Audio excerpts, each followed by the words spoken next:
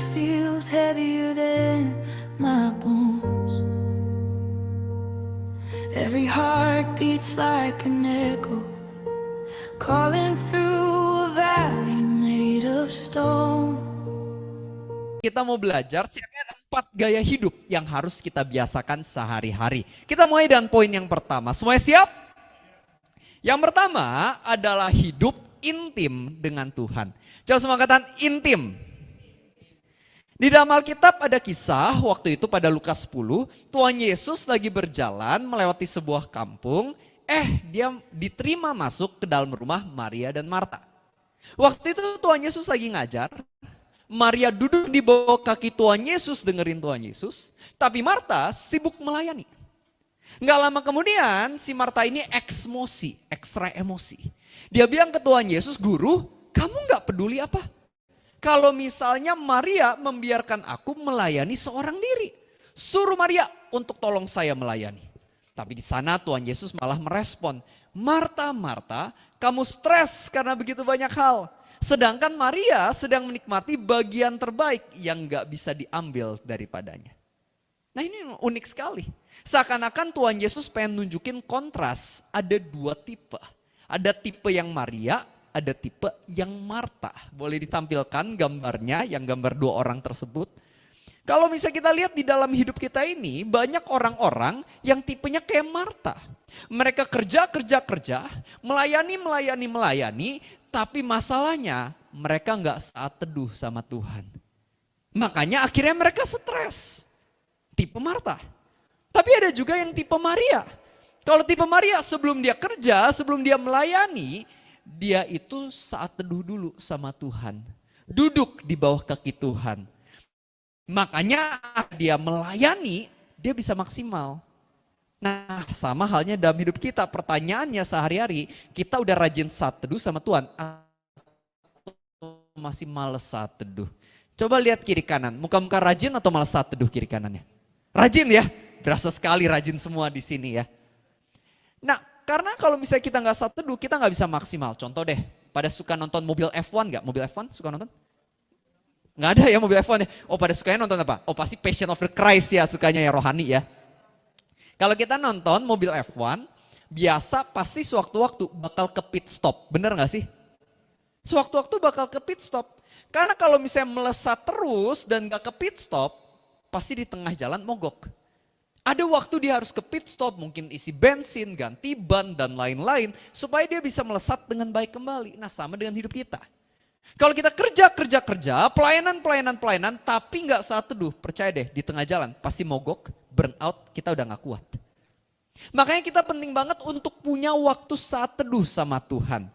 Saya kasih sedikit perumpamaan, ada sebuah restoran namanya Chick-fil-A di Amerika. Ini restoran fast food kayak burger ayam gitu. Nah yang uniknya dari restoran ini, setiap hari Minggu dia libur, tutup tokonya. Nah saya mau tanya Bapak Ibu, kalau restoran fast food biasa Minggu rame atau sepi? Rame. Dia malah libur loh hari Minggu. Karena ternyata pemiliknya orang Kristen dan dia bilang seperti ini, saya pengen staff saya punya waktu untuk beribadah sama Tuhan, makanya libur. Nah yang uniknya meskipun hari Minggu libur, penghasilan rata-rata per cabang dari Chick-fil-A itu lebih tinggi daripada penghasilan rata-rata per cabang dari McD, FC, dan restoran fast food lainnya. Unik ya. Padahal mereka bukanya 7 hari per minggu, Chick-fil-A cuma 6 hari seminggu. Tapi penghasilan rata-rata per cabang bisa lebih tinggi. Karena aku percaya ketika kita mau fokus hormati Tuhan, pasti akan ada berkat yang mengalir. Amin. Masalah banyak orang gak mau saat teduh, mereka pikir gini, kalau saya saat teduh, saya akan buang-buang waktu, saya gak produktif, saya akan kehilangan berkat. Padahal sebenarnya kalau kita luangin waktu saat teduh setiap hari, berkat akan mengalir. Tuhan bisa melakukan jauh lebih banyak dalam waktu 5 detik daripada kita berjuang sendirian selama 5 tahun. Ketika kita saat teduh, percaya deh, justru itulah kunci pintu-pintu mulai dibukakan dalam hidup kita. Amin. Nah kalau kita lanjutin cerita kita, kan tadi Maria yang duduk di bawah kaki Tuhan ya, dengerin Tuhan ya. Beberapa chapter setelahnya muncul lagi loh nama Maria ini. Waktu itu Tuhan Yesus lagi makan di rumah seorang Farisi namanya Simon. Ketika lagi makan di rumah Simon, tiba-tiba Maria itu datang bawa buli-buli pualam berisi minyak wangi. Dia datang ke bawah kaki Tuhan Yesus, dia basuh kaki Tuhan Yesus dengan air matanya, dia seka dengan rambutnya. Dia cium kaki Tuhan Yesus dan dia minyaki Tuhan Yesus dengan minyak wangi mahal yang dia bawa. Orang-orang pada komplain, untuk apa pemborosan ini? Tapi Tuhan Yesus bilang, jangan nantikan wanita ini, karena justru dia lagi melakukan sesuatu yang baik bagiku. Terus Tuhan Yesus ngomong ke Simon yang undang dia itu waktu itu. Dia bilang, Simon, dari awal aku datang, kamu gak basuh kaki saya. Tapi wanita ini basuh kaki saya.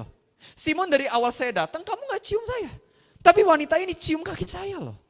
Simon, dari awal saya datang, kamu gak minyaki saya. Tapi wanita ini minyaki saya dengan minyak wangi mahal yang dia bawa. Kukatakan kepadamu Simon, barang siapa diampuni sedikit, dia sedikit berbuat kasih. Tapi barang siapa diampuni banyak, dia akan banyak berbuat kasih.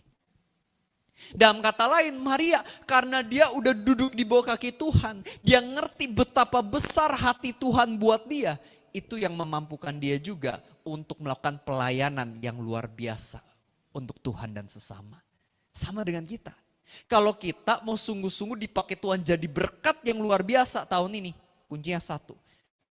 Kamu harus tahu betapa besar kasih Tuhan buat kamu. Semakin kamu tahu kasih Tuhan buat kamu, semakin kamu juga mulai bisa mengasihi sesama dengan baik. Saya mau kasih sebuah kisah nyata. Boleh saya cerita Bapak Ibu, boleh? Kalau nggak boleh nggak apa-apa, saya tetap cerita kok. Jadi ini true story, bisa ditampilkan yang gambar ibu-ibu. Jadi ada seorang namanya Betty Tucker. Nah Betty Tucker ini, dia adalah seorang ibu-ibu kafetaria di sebuah rumah sakit di Chicago waktu itu. Jadi di basementnya ada kafetaria, dia yang biasa masak dan siapin makanan untuk para tamu yang datang ke kafetaria ini. Dan dia shift malam, mulai kerja jam 11 malam. Nah tapi uniknya ketika dia mau pensiun, direktur utama rumah sakit sampai turun ke bawah, datang ke kafetaria kecil ini dan memohon kepada Ibu Betty ini. Dia bilang, Oma Betty, please jangan pensiun dong. Ini rumah sakit kan mau pindah gedung. Nah, setidaknya minimal setahun lah habis pindah gedung baru Bu Betty boleh pensiun. Akhirnya gak jadi pensiun. Singkat cerita dia udah 2 tahun kerja di gedung baru mau pensiun lagi. Tapi lagi-lagi ada yang nahan. Mahasiswa kedokteran kali ini bilang, Oma Betty please saya kan belum lulus nih kedokteran. Boleh enggak tunggu saya lulus deh jadi dokter dulu baru Oma Betty pensiun. Ketahan lagi. Ketiga kali mau pensiun baru berhasil. Tapi ketika dia pensiun itu banyak pasien, banyak staf-staf rumah sakit pada nangis-nangis pas dia pensiun. Bahkan sampai masuk koran Ibu Betty pensiun dari rumah sakit. Nah pertanyaan kita kan gini, emang siapa sih Oma Betty ini? Kok sampai orang-orang tuh seheboh itu ya merasa kehilangan? Jadi ternyata ceritanya gini, si Oma Betty ini biasa sebelum dia kerja di rumah dia akan berlutut dan berdoa sama Tuhan. Tuhan, saya nggak tahu apa yang akan terjadi hari ini. Tapi saya minta Tuhan pakai saya buat jadi berkat. Dan ketika dia kerja shift malam, itu kan banyak ya pendamping-pendamping pasien udah datang capek, matanya sembab abis nangis. Dan ketika mereka datang, Oma Betty layani mereka, ajak mereka ngobrol, mempedulikan mereka, doain mereka. Dan juga setelah shift dia kelar, dia suka keliling kamar-kamar rumah sakit, dia doain para pasien kamar-kamar yang di sana supaya ada pemulihan dari Tuhan. Makanya orang-orang tuh sangat kehilangan ketika Oma Betty pergi. Karena dia udah jadi berkat yang luar biasa banget buat rumah sakit. Makanya seorang jurnalis bahkan menuliskan artikel dia yang seperti ini. Oma Betty mungkin yang bikin makanannya enak banget. Karena dia punya resep rahasia. Yaitu dia andalin kuasa Tuhan dalam hidupnya. Oma Betty udah jadi terang di tengah kegelapan rumah sakit. Sama halnya dalam hidup kita. Kalau kita pengen jadi luar biasa seperti Oma Betty, berdampak hidup orang-orang diubahkan, kasih Tuhan dinyatakan lewat kita. Dimulai ketika kita dekat sama Tuhan, percaya deh, apapun pekerjaan kita, di situ kita akan jadi berkat buat banyak orang. Amin. Kita angkat tangan kanan yuk, semuanya angkat tangan kanan, angkat tangan kanan. Tepuk pundak teman sebelah kanan, bilang bro, jangan males saat teduh bro, makanya bro. Oke, itu poin yang pertama. Ya, poin yang kedua yang bisa kita pelajari. Yang kedua adalah hidup mengakui Tuhan. Coba semua katakan akui. Kalau kita baca Alkitab pada Matius 10 ayat 32 sampai 33, Tuhan Yesus bilang, barang siapa mengakui aku di hadapan manusia, aku juga mengakui dia di hadapan Bapa di sorga. Tapi barang siapa menyangkal aku di hadapan manusia, aku juga akan menyangkal dia di hadapan Bapakku di sorga. Bapak ibu saudara, Tuhan tuh senang ketika kita mengakui dia. Sebaliknya Tuhan sedih kalau kita tidak mengakui dia. Sama aja kayak kita manusia, saya kasih contoh. Misal ya, kita misalnya punya pasangan. Terus kita lagi jalan ke mall nih, pegangan tangan sama pasangan. Bapak ibu kalau sama pasangan suka pegangan tangan enggak? Enggak ya? Waduh. Kalau ke toko baru dipegang ya Pak, takut ya. Takut gesek kartu kredit tiba-tiba kan? Benar. Benar. Ya. Singkat cerita kita di mall sama pasangan pegangan tangan. Harus digeser ya Pak ya. Nah itu istrinya ya. Ya istrinya ternyata di sini ya. Nah, singkat cerita di mall kita pegangan tangan. Terus pas ada orang yang dia kenal tiba-tiba pasangan kita langsung lepas pegangan kita. Dia jalannya berjauhan dari kita. Pas ketemu sama orang ini ditanya. Itu pasangan kamu ya? Terus pasangan kita mau bilang, oh enggak siapa tuh? Enggak kenal itu mah bukan tipe gua misalnya kayak gitu. Sedih gak kita kayak gitu? Sedih dong. Oh pada gak relate ya, pada single ya jadi gak tahu ya. Yaudah kita ganti deh perumpamannya. Misal punya orang tua ya, misal punya ayah, punya ibu ya. Mungkin zaman dulu juga ya. Kita misal punya ayah, ibu, terus ada orang nanya. Ini anak kamu ya? Terus orang tua kita malah bilang, enggak. Masa model celengan babi gini anak gue? Enggak lah gitu misalnya. Gimana kita? Sakit hati gak? Sakit hati lah ya kan? Celengan kelinci misalnya atau apapun itu ya. Tapi intinya kita pasti sedih kalau nggak diakui sama orang-orang terdekat kita. Pasti sedih ya. Nah sama dengan Tuhan. Tuhan juga sedih ketika kita nggak mau mengakui dia. Makanya penting untuk kita mau mengakui Tuhan bahkan bangga sama Tuhan kita. Nah, harusnya kita banggain Tuhan depan orang-orang. Kamu tahu nggak Tuhan Yesus yang bikin saya dari sakit jadi sembuh. Tahu nggak, saya tuh dulu karakternya parah banget. Tapi sejak kenal Tuhan Yesus, hidup saya berubah. Kamu tahu nggak, saya tuh harusnya udah mati loh. Tapi saya masih bisa hidup karena Tuhan Yesus waktu itu selamatin saya. Jadilah orang yang bangga sama Tuhan Yesus. Itu yang Tuhan Yesus mau. Saya kasih sedikit contoh. Saya itu dulu mulai bikin konten TikTok dari tahun 2020 seingat saya. Dan zaman itu TikTok baru mulai boom tuh di Indonesia. Ada yang pakai TikTok nggak sekarang? Ada pakai TikTok? Ada ya, banyak ya. Nah jadi dulu TikTok tuh tahun 2020 isinya masih joget-joget semua Bapak Ibu. Singkat cerita, ada juga yang 2020 joget-joget ya dulu ya. Singkat cerita, saya jadi orang pertama di Indonesia yang bikin konten rohani dulu tuh. Makanya lumayan booming. Banyak tuh yang nonton setiap hari ratusan ribu, jutaan orang nonton. Komennya juga ribuan. Tapi kalau baca komennya ngeri-ngeri Bapak Ibu. Itu orang-orang dari kepercayaan lain maki-maki saya. Dan saya kaget banget karena pertama kalinya ribuan orang tiap hari maki-maki saya. Jujur aja saya cukup down waktu itu. Saya berpikir aduh apa nggak usah lanjut lagi ya. Saya cukup down waktu itu. Saya cerita ke mentor saya. Dan mentor saya kasih ayat yang kita baca tadi tuh Matius 10 itu tuh. Pas saya baca itu saya merasa diingatkan kembali. Iya ya jangan sampai cuman karena dimaki-maki saya berhenti ceritain kebaikan Tuhan. Udah saya lanjut aja. Makanya saya lanjut terus sampai hari ini. Kadang-kadang kita cerita kebaikan Tuhan mungkin akan ada yang gak terima. Ya udah. Tapi akan ada juga kok yang diberkati. Kita bisa contoh Petrus waktu itu. Petrus salah satu murid dari Tuhan Yesus. Singkat cerita ketika Tuhan Yesus ditangkap. Ada 3 orang nanya ke Petrus. Kamu muridnya Yesus ya? Tapi karena Petrus ini takut, dia nyangkal Tuhan Yesus. Enggak, siapa tuh Yesus? Saya enggak kenal. Dia nyangkal 3 kali. Ayam berkokok, Petrus sadar dia salah, dia malu. Dia kembali ke pekerjaan lamanya, dia jadi nelayan lagi. Tuhan Yesus yang telah bangkit datang ke Petrus dan nanya, Simon, do you love me? Kamu sayang enggak sama saya? 3 kali Simon mengatakan, ya Tuhan, aku sayang sama kamu. Dan Tuhan Yesus bilang, oke, gembalakanlah domba-dombaku. Dalam kata lain Tuhan Yesus bilang, aku masih mau pakai kamu jadi berkat yang luar biasa. Nah sejak itu, sejak Petrus dapat kasih karunia yang begitu besar dari Tuhan Yesus, dia gak pernah nyangkal Yesus lagi. Dia malah berani banget ceritain tentang Tuhan Yesus kepada sesama.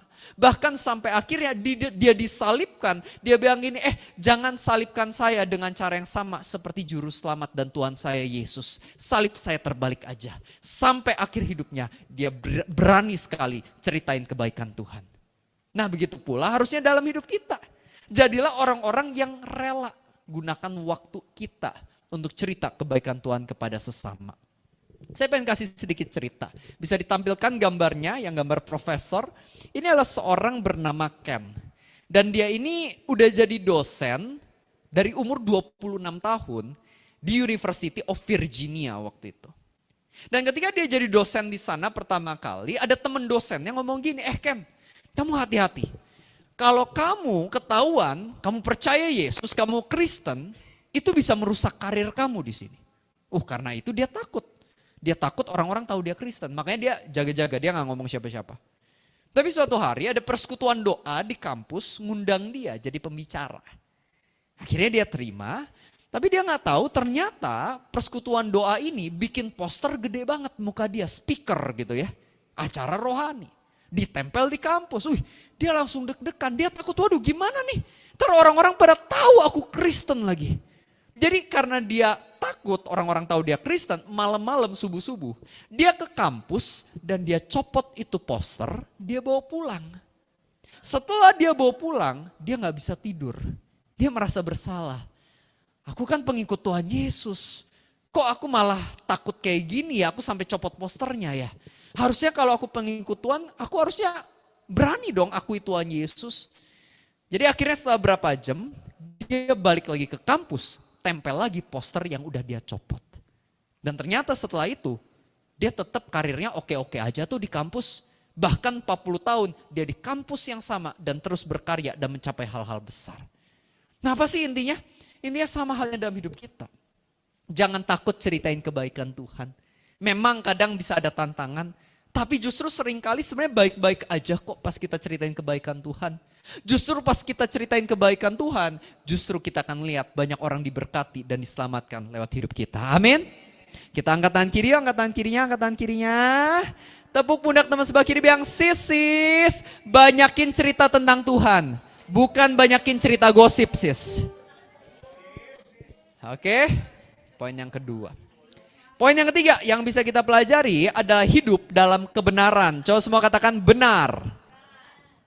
Yohanes 10 ayat 10 dikatakan bahwa sang pencuri datang untuk mencuri, membunuh dan membinasakan. Tapi aku, kata Tuhan Yesus, datang untuk memberikan hidup dan hidup dalam kelimpahan. Nah jadi bisa next slide, bagannya kurang lebih seperti ini Bapak Ibu Saudara. Biasa kejadiannya adalah yang namanya setan itu mau mencuri, membunuh dan membinasakan. Nah apa sih yang setan itu mau curi? Banyak. Tapi kalau setan mau curi sesuatu, berarti ada sesuatu yang berharga dalam hidup kita. Ya nggak sih, coba ya kita bayangkan ya, misalnya ada perampok gitu, pencuri, perampok. Dia mau bobol rumah.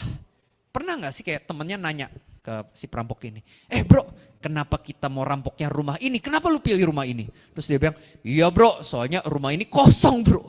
Nggak ada apa-apa, makanya kita mau bobol. Ada nggak? Nggak ada. Kan biasanya perampok, iya kita mau rampok ini. Karena dalamnya, dolarnya banyak, jutaan dolar. Di dalam tuh banyak barang-barang mewah. Di dalam itu banyak emas. Mas Joko, Mas Kevin, Mas Tono. Jokes bapak-bapak ya. Tapi intinya kalau kita mau bobol sesuatu, rampok sesuatu, berarti kan dalamnya ada sesuatu yang berharga, betul ya? Sama. Iblis mau mencuri dari kita karena dia tahu ada sesuatu yang besar yang Tuhan taruh dalam diri kita sebenarnya. Tapi iblis mau curi apa? Contoh karakter kita. Dia mencuri kejujuran kita. Kita jadinya nipu, bohong. Dia curi kesabaran kita. Jadinya emosian terus. Itu yang iblis lakukan. Dia curi apa lagi? Dia curi damai sejahtera kita. Jadinya khawatir. Masalah kecil, khawatir terus. Dia curi apa lagi? Dia curi hati kita. Kita jadi gak mengasihi sesama, malah membenci sesama. Gak mau nolong sesama. Dia mau curi itu semua. Dan setelah dia mencuri, dia mau membunuh. Apa yang mau dia bunuh? Contoh keluarga kita. Dia mau bikin banyak keluarga pecah. Dia pengen banyak keluarga akhirnya cerai. Dia mau bunuh apa lagi? Karir kita. Banyak orang karena tertipu iblis jadinya suka mencuri, berbohong. Ketahuan dia koruptor. Dia dikeluarin dari pekerjaan, bahkan masuk penjara. Banyak yang kayak gitu. Karirnya dibunuh iblis. Dan pada akhirnya dibinasakan. Iblis membuat kita masuk ke dalam neraka. Iblis pengen kita masuk ke dalam perapian kekal sama-sama dia pada akhir zaman. Tapi nggak cuma neraka nantinya. Kalau kita ikut iblis, nerakanya juga di atas bumi. Banyak orang hari ini mungkin belum meninggal dan masuk neraka. Tapi di atas bumi rasanya udah kayak di neraka. Hidupnya menderita sekali. Karena dia hidup dalam dosa, ketipu sama iblis. Makanya jangan mau ikut setan. Lebih baik kita ikut Tuhan. Coba lihat kiri kanan, muka-muka pengikut setan atau Tuhan? Kiri kanan. Tuhan ya di sini ya, aku yakin pasti Tuhan. Nah bedanya Tuhan apa? Kalau iblis mau bikin hidup kita merosot. Tapi Tuhan mau bikin hidup kita naik. Dia memberikan hidup dan dalam kelimpahan. Tuhan itu pengen menghidupkan kembali apa yang hilang dan mati oleh karena iblis. Tuhan mau bangkitkan kembali. Keluarga kita mau dibangkitkan kembali. Keuangan kita dibangkitkan kembali. Pelayanan kita dibangkitkan kembali. Itu yang Tuhan mau lakukan buat hidup kita. Ada surga yang Tuhan sediakan buat kita. Bapak Ibu Saudara di sini siapa yang yakin bakal masuk surga? Boleh tangan-tangan yang yakin? Yang yakin masuk neraka? Siapa tahu kan, ya bro gue mau udah yakin banget masuk neraka. Udah janjian sama 5 temen gue masuk situ gitu ya mungkin. Kita bisa masuk surga lewat Tuhan Yesus. Yohanes 3 ayat 16 dikatakan karena begitu besar kasih Allah akan dunia ini. Sehingga dia mengaruniakan anak yang tunggal. Barang siapa percaya kepadanya tidak binasa, melainkan beroleh kehidupan yang kekal. Kuncinya percaya Tuhan Yesus. Bahkan sebelum kita meninggal dan masuk surga, di atas buminya udah bisa ngerasain surga. Saya kasih sedikit ilustrasi. Misal ya, kayak kita mau DP mobil biasanya. DP mobil biasa berapa persen? Oh semuanya nggak ada yang nyicil, cash ya pasti ya, makanya nggak ada DP-DP ya. Nah kalau kita nyicil DP mungkin berapa ya? 30% mungkin ya anggap 30%. Kalau misalnya harga mobilnya 200 juta, DP 30% berarti berapa bayarnya? 60 juta, sisa berapa? 140 juta ya. Kita baru DP 60 juta, masih kurang 140 juta. Tapi mobilnya kita udah bisa pakai, ya kan? Ya kan? BPKB-nya memang belum datang, tapi mobilnya kita udah bisa pakai. Sama, ketika kita sungguh-sungguh percaya Tuhan Yesus, mungkin belum masuk surganya. Tapi di atas bumi udah bisa ngerasain surganya. Damainya, kekuatannya, hikmatnya udah kita dapat pas kita ikut Tuhan Yesus di atas bumi ini. Saya kasih sebuah cerita nyata. Ada seorang wanita namanya Denny Johnson. Denny Johnson dulunya gak kenal Tuhan. Dia ikutin setan tanpa dia sadari. Dia pacaran sama laki-laki gak bener, singkat cerita persetubuhan bebas, persetubuhan di luar nikah, melahirkan anak. Tapi laki-laki ini gak bertanggung jawab, Denny Johnson suka dipukulin dan akhirnya laki-laki ini kabur. Denny Johnson merasa gak bisa membesarkan anaknya sendiri, makanya anaknya dikasih ke orang lain. Tapi dia gak belajar dari pengalaman. Dia pacaran lagi sama laki-laki gak bener. Dia dibawa ke Hawaii sama laki-laki ini, dipukulin. Bahkan lebih parahnya laki-laki ini suka pinjol. Tahu pinjol? Pinjaman online. Pakai namanya Denny Johnson. Terus kabur. Jadi Denny Johnson atas nama dia punya utang banyak banget, dia gak bisa bayar. Bunganya nambah terus. Dia gak punya rumah, tidurnya di dalam mobil jadinya. Dia bahkan pakai narkoba juga sehari-hari. Sampai akhirnya suatu pagi dia bangun. Dia sadar selama 2 bulan saya udah tidur sama 8 laki-laki berbeda. Cuman supaya dapat duit bisa makan doang. Hidup saya udah hancur banget, saya gak punya masa depan dia pikir. Jadi Denny Johnson dia mau mencabut nyawanya, dia mau bunuh diri. Dia datang ke pantai, dia masuk ke dalam laut berencana menenggelamkan diri dia. Tapi pas dia masuk ke dalam air tersebut, dia merasa ada yang ngomong di hati dia. Angkatlah tilammu dan berjalan. Pas dia denger ini, dia merasa ini Tuhan yang mau ingetin dia buat jangan menyerah. Akhirnya dia keluar dari air, dia percaya sama Tuhan. Dia mulai gereja, taat sama firman, coba bangun usaha. Dan ternyata usahanya berhasil, dia bisa lunasi semua hutang dia. Bahkan akhirnya jadi pengusaha yang sukses. Dia nulis buku, jadi motivator, uangnya banyak banget. tapi dia cuma hidup dari sekitar 10%, 90% dia kasih ke gereja. Dan dia bilang, hidup saya berubah karena Tuhan menyelamatkan saya. Nah sama halnya dalam hidup kita, sekali lagi, apapun kegagalan kita di masa lalu, kalau kita mulai hari ini mau ikut Tuhan, kita akan lihat hidup dan hidup dalam kelimpahan. Amin. Kita angkat tangan kanan yuk, terakhir kali angkat tangan kanan. Tepuk pundak teman sebelah kanan, bilang bro, jangan mau ikut setan bro, jangan mau ikut setan ya.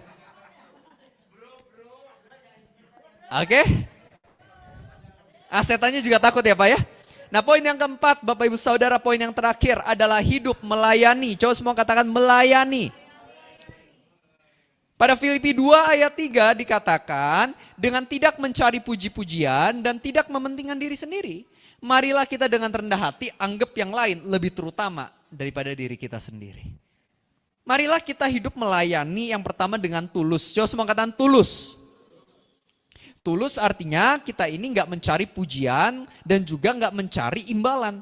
Tapi kita lakukan ini murni karena kita sayang Tuhan dan sayang sesama. Saya mau kasih sebuah kisah nyata. Pada suatu ketika, waktu itu ada 13 siswa yang masuk ke dalam sebuah gua, tapi ketika mereka lagi dalam gua, pintu guanya roboh. Jadinya mereka nggak bisa keluar, kejebak mereka. Berita ini mendunia, sehingga ada seorang pengusaha kaya ketika tahu, dia kumpulin timnya, dan dia bikin sebuah kapal selam atau sebuah alat untuk menyelamatkan para anak-anak ini. Setelah dibikin mesinnya, dia bersama timnya datang ke gua tersebut. Dan dia ajarin tim penyelamat yang ada di sana, ini mesin yang saya buat, ini cara pakainya, kalian bisa pakai. Tapi setelah tim penyelamat ini coba beberapa kali, mereka memutuskan untuk tidak pakai submarine tersebut. Jadi mesin yang udah dibikin mahal-mahal dan susah-susah, endingnya gak dipakai sama sekali. Tapi ya singkat cerita tim penyelamat berhasil menyelamatkan para siswa ini. Setelah berhasil menyelamatkan para siswa, para interviewer, para pewawancara nanya ke pengusaha kaya ini. Pak, gimana rasanya mesin yang Bapak udah bikin mahal-mahal dan capek-capek itu gak dipakai sama sekali. Gimana rasanya? Dan di sana si pengusaha kaya ini bilang, it's okay, gak apa-apa. Yang penting para siswanya sudah berhasil diselamatkan. Inilah contoh orang tulus. Orang tulus gak apa-apa saya gak dipuji, yang penting misinya kelar. Gak apa-apa saya kurang dihargai, yang penting misinya kelar. Nah sama halnya dengan hidup kita. Tuhan pengen untuk setiap dari kita melayani dengan tulus. Kita melakukan segala sesuatu karena kita beneran sayang Tuhan dan sayang orang. Ini baru pelayanan yang dapat jempol dari Tuhan Yesus. Amin. Kalau Bapak Ibu pernah nggak lagi melayani atau melakukan sesuatu yang baik, nggak dihargain? Pernah nggak punya pengalaman itu? Sering ya Bu ya? Biasa tersinggung atau nggak apa-apa? Kalau tersinggung bertobat ya. Mulai hari ini kita nggak apa-apa. Karena kita mau jadi orang yang tulus. Dan juga marilah kita melayani dengan tidak bersungut-sungut. Tapi melayani dan mengucap syukur. Saya kasih sedikit perumpamaan. Coba ya saya mau sedikit perumpamaan. Pak yang baju merah boleh kesini bantu saya sebentar? Ya betul Pak. Ya yang belakang deh yang belakang. Kalau ini jaket yang belakang. Oke. Siapa Pak namanya?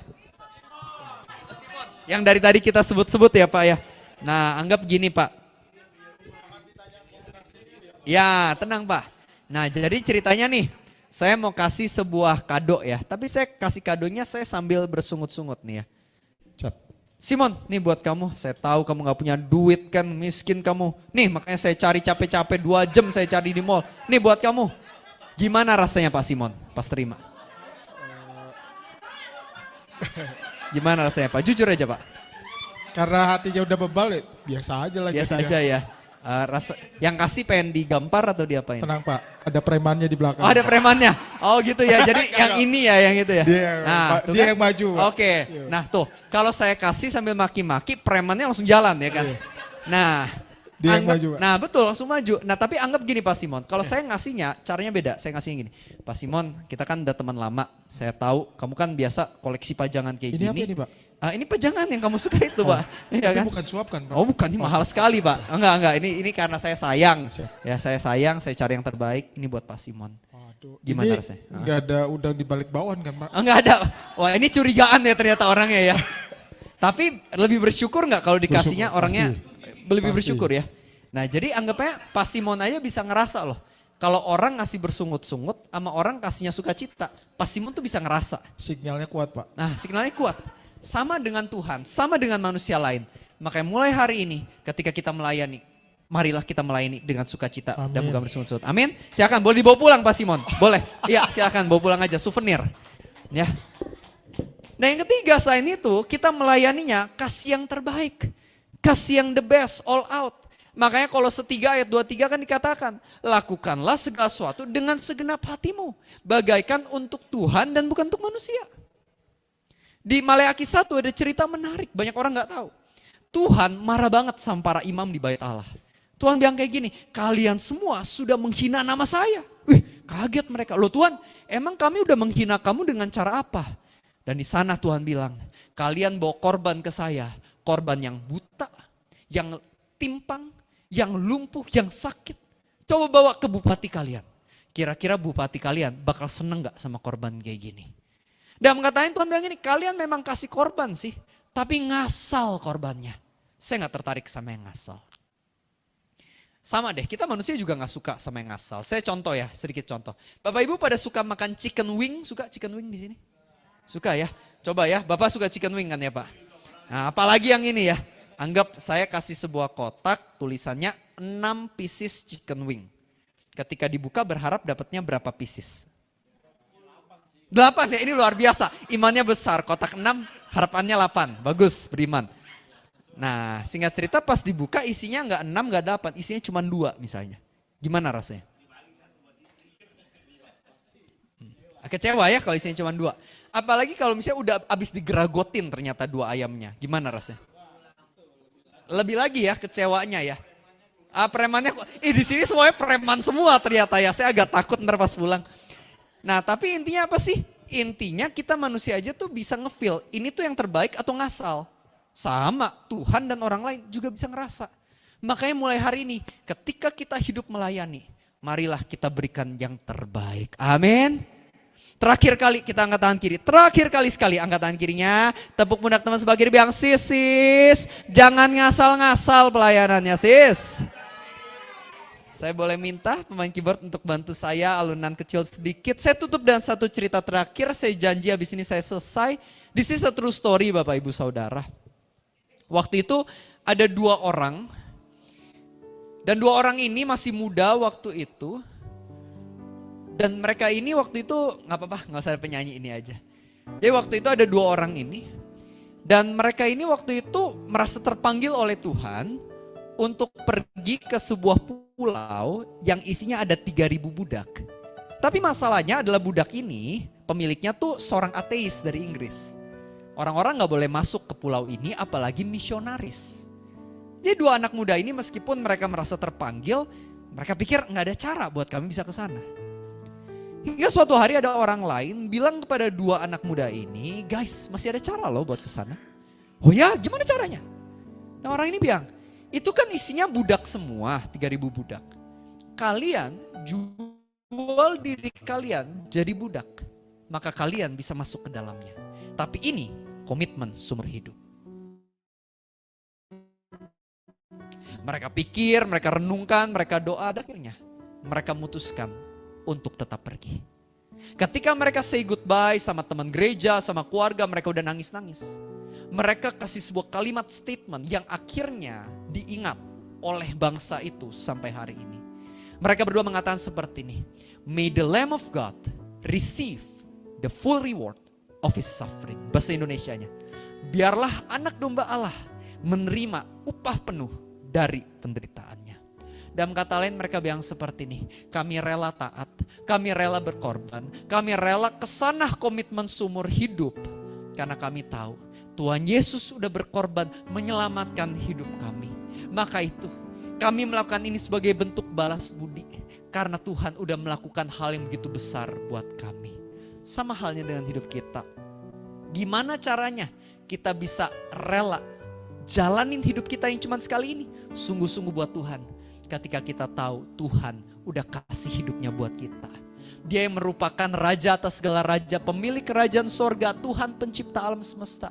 Dia rela tinggalin surga, datang ke dunia, serahin nyawanya, diludahin, dipukul, dimahkotai duri, dipecutin, disalibkan. Dan dia lakukan itu untuk menebus dosa kita.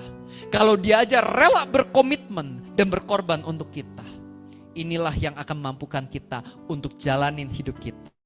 Untuk all out, berkorban, memberikan yang terbaik buat Tuhan kita.